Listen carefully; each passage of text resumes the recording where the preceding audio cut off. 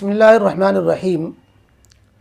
मसले से हटकर आज मसाइल के सिलसिले में एक बड़ी शख्सियत और पड़ोसी मुल्क पाकिस्तान के मुफ्ती आज़म हज़रत मौलाना मुफ्ती मोहम्मद रफ़ी उस्मानी, जिनको हम कल तक मद्दज़िल्लुल आली कहते थे और उनके सेहत के लिए दुआगो थे, वो कल 18 नवंबर को बाद इशा दाग़े मुफारकत दे गए और अपने मालिक हकीकी से जा मिले। इन्ना लिल्लाहि व इन्ना इलैहि राजिऊन।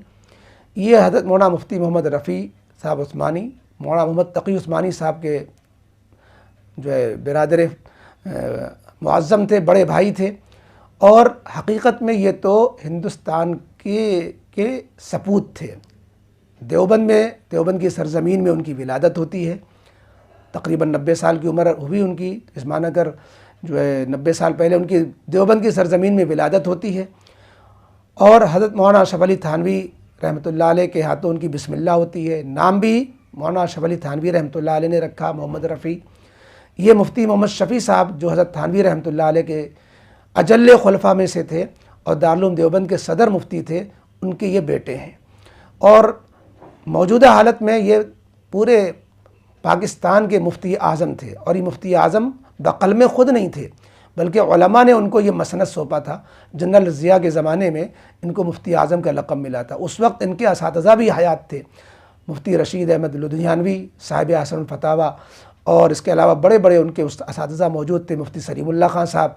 लेकिन उन सब की मौजूदगी में इनको मुफ्ती आज़म का लक़ब दिया गया। इन्होंने बहुत कुछ माज़रत की कि हमसे बड़े मौजूद हैं, लेकिन उन बड़ों ने कहा कि नहीं, इस लक़ब के आप ही मुस्तहिक़ हैं। चुनांचे वो मुफ्ती आज़म चले आ रहे थे। आज पाकिस्तान का मुफ्ती आज़म पाकिस्तान मुफ्ती आज़म से महरूम हो गया। और इनके जो भाई हैं, ये तो मुफ्ती शफ़ी साहब रहमतुल्लाह अलैह को अल्लाह ताला ने अजीब जो है ऐसी औलाद से नवाजा था कि कहना चाहिए ई खाना हमा आफ्ताब व महताब अस्त, कि एक एक फ़र्द अपनी जगह चांद सूरज था। अब मसलन ये बड़े बेटे मुफ्ती रफ़ी उस्मानी, इनका जो है इनकी जो कमालात हैं इल्मी अमली, कि हाफिज़ कुरान भी थे, मुक़र्रिर भी थे, बड़े मुसन्निफ़ भी थे, बड़े मुफ्ती भी थे, बहुत से ओहदों के मालिक भी थे, सदर मुफ्ती भी थे, पाकिस्तान के मुफ्ती आज़म भी थे, इसके अलावा कितने इदारों के सरपरस्त थे। तो इनकी खूबियों पर बहुत सी क्लिपें भी हैं, तकरीरें, उनकी किताबें भी आएंगी, आगे मज़ामीन भी आएंगे, आ भी रहे हैं, हमें उस तफसील में नहीं जाना है। तो ये मुफ्ती आज़म, इनके ये एक भाई हुए मौलाना तक़ी उस्मानी साहब, माशाअल्लाह शेखुल इस्लाम का लक़ब इनका दुनिया में डंका पिट रहा है। इनके एक भाई थे वली राज़ी, जिन्होंने गैर नुक्ते वाली एक ज़ख़ीम सीरत की किताब लिखी कि पूरे किताब में एक भी नुक्ता नहीं आया और नबी करीम अलैहिस्सलाम की मुकम्मल सीरत उसके अंदर आ गई। हादी आलम के नाम से वो किताब के ये इनके भाई थे मुफ्ती रफ़ी साहब की, जिनका पहले इंतकाल हो चुका। इसी तरीके से ज़की कैफ़ी, जो अपने वक्त के बड़े इस्लामी शायर थे और शेर में उनका अपना एक ऊंचा मकाम है, तो कैफियत उनकी किताब है। तो ज़की कैफ़ी ये भी उनके भाई थे।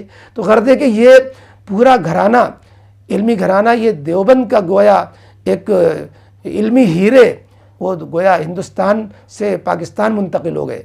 और ये जो है जंग आज़ादी के बाद तक़सीम मुल्क के नतीजे में कितने जो है हमारे कीमती हीरों को जो है लोगों ने उचक लिया और हमारे जो है हमारा मुल्क उससे जो है महरूम हो गया। लेकिन बहरहाल ये इल्मी मकामी और जिस्मानी दूरी कोई माना नहीं रखती। इस्लामी लड़ी में तो सब एक दूसरे के परोए हुए हैं।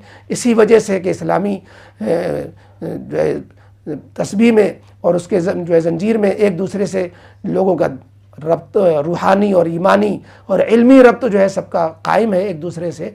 इस बिना पर हम भी सबके लिए ताज़ीद पेश करते हैं और अल्लाह ताला से दुआ करते हैं अल्लाह उनका नेमल बदल अता फरमा दे। अलबत्ता एक चीज़ सदमे की जो आप लोगों के लिए भी है और उस पर चीमी गोइयाँ भी हो रही हैं कि हज़रत वाला का जनाज़ा 24 घंटा गुजर जाने के बाद अब तक क्यों रखा गया है और उसकी तदफीन की नौबत क्यों नहीं आ रही है। और जनाजे को ताख़ीर करना ये तो सुन्नत के भी ख़िलाफ़ है। इस सिलसिले हम दो बातें अर्ज़ करेंगे। अव्वलन तो हम ये समझ रहे थे चूँकि वो सरकारी तौर पर मुफ्ती आज़म थे और बहुत से सरकारी ओहदों के भी हो सकता मालिक रहे हों, तो सरकारी प्रोटोकॉल की वजह से जनाजे को मौखर किया जा रहा हो हुकूमत के कहने से, तो ये तो एक माकूल उज़्र था। लेकिन मालूमा की बात ये नहीं है। बात यह है कि उनके जो बड़े इकलौते बेटे हैं वो बाहर थे اور انہوں نے اس بات کی اجازت نہیں دی کہ جب تک ہم نہ آ جائیں اس وقت تک آپ لوگ تدفین کریں، چونکہ ولی کو حق ہوتا ہے کفنانے دفنانے اس کی اجازت دینے کا۔ اب ولی وہی ٹھہرے، تو اب حقیقی بھائی جو مولانا تقی عثمانی صاحب ہیں یہ بے بس ہو گئے۔ ہمیں ایک تحریر موصول بھی ہے، اللہ کرے یہ بالکل صحیح ہو، ابو الحسن آزاد صاحب نے اس میں جو ہے اس پر لکھا ہے اپنے ٹویٹر پر کہ استاد محترم مفتی محمد تقی عثمانی صاحب مدظلو ابھی درسگاہ تشریف لائے، مغموم لہجے میں فرمایا کہ اس عظیم و جانکا صدمے کے ساتھ ساتھ ہمیں اس بات کا بھی مستقل صدمہ ہے کہ ہم سنت کے مطابق بروقت تجہیز و تکفین نہیں کر سکے، چنانچہ آج ہم دوہرے صدمے کا شکار ہیں۔ حضرت مفتی اعظم کے ولی اقرب اور اکلوتے صاحبزادے مولانا زبیر اشرف عثمانی صاحب بیرون ملک کے سفر پر تھے، وہ آج رات 1 بجے واپس پہنچیں گے۔ ان کی پرزور فرمائش بلکہ اصرار ہے کہ تدفین کے لیے ان کا انتظار کیا جائے، ورنہ انہیں عمر بھر اپنے عظیم مشفق والد کے جنازے میں شرکت سے محرومی کا صدمہ رہے گا۔ یہ ہے وہ بات۔ تو اب بحث چھڑی بھی ہے کہ کیا اس قدر تاخیر کسی بیٹے کے باہر رہنے کی وجہ سے ہونی چاہیے؟ نہیں، دیکھیے اصل میں مستحب اور سنت تو یہی ہے کہ بیٹے کو اجازت دے دینی چاہیے، کیونکہ بیٹا آنے کے بعد بھی کیا کر لے گا؟ کچھ نہیں کر سکتا سوائے دیدار کے، اور اللہ کے فیصلے پر راضی رہنا چاہیے۔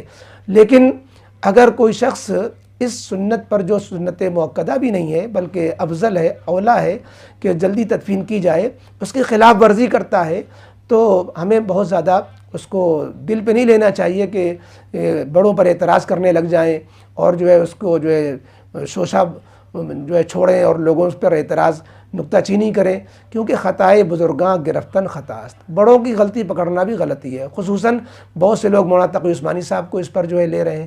مولانا تقی عثمانی صاحب کا اپنے بھائی سے جو تعلق تھا وہ تو بالکل مثالی تھا، اور ابھی چند روز پہلے کی جو کسی نے جو ہے ویڈیو بھیجی ہے کہ کس طرح رو رو کر کے مفتی رفیع عثمانی اپنے بھائی کے لیے دعا کر رہے ہیں، اور زندگی بھر کس طریقے پر مولانا تقی عثمانی نے اپنے کو چھوٹے بھائی ہو کر کے، باوجود ہے کہ دنیا میں مولانا تقی عثمانی صاحب کا نام شاید زیادہ ہی ہے مفتی رفیع عثمانی کے مقابلے میں، لیکن مولانا تقی عثمانی کس طرح ایک جو ہے بیٹا بن کر کے، چھوٹا بن کر کے اپنے بڑے بھائی کے سامنے پیش آتے ہیں اور اپنے بڑے بھائی کو سرپرست مانتے ہیں، پورا مقام دیتے ہیں، عزت دیتے ہیں۔ ایسی مثالی محبت دو بھائیوں میں شاید اس زمانے میں تو دیکھنے کو نہ ملے۔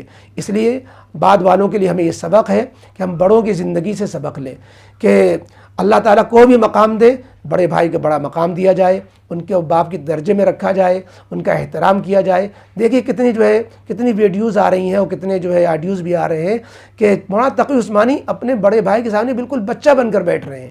یہ ہوتا ہے بڑوں کو بڑائی دینا، بڑوں کو بڑا سمجھنا۔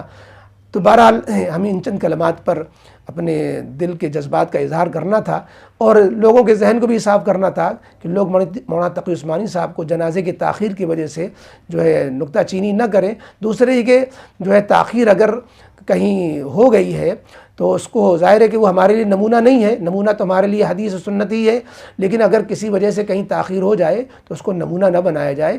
اور یوں بھی کہا جاتا ہے کہ عالم کا عمل حجت نہیں ہوتا ہے، قول حجت ہوتا ہے۔ اب ان سے فتویٰ لیں گے تو یہ حضرات کا فتویٰ یہی آئے گا، کسی وجہ سے عمل نہیں ہو پا رہا ہے تو یہ مجبوری بھی بعض دفعہ ہو سکتی ہے، اور مجبوری میں اگر کوئی سنت چھوٹ جائے تو یہ گناہ کی بات نہیں ہوتی ہے۔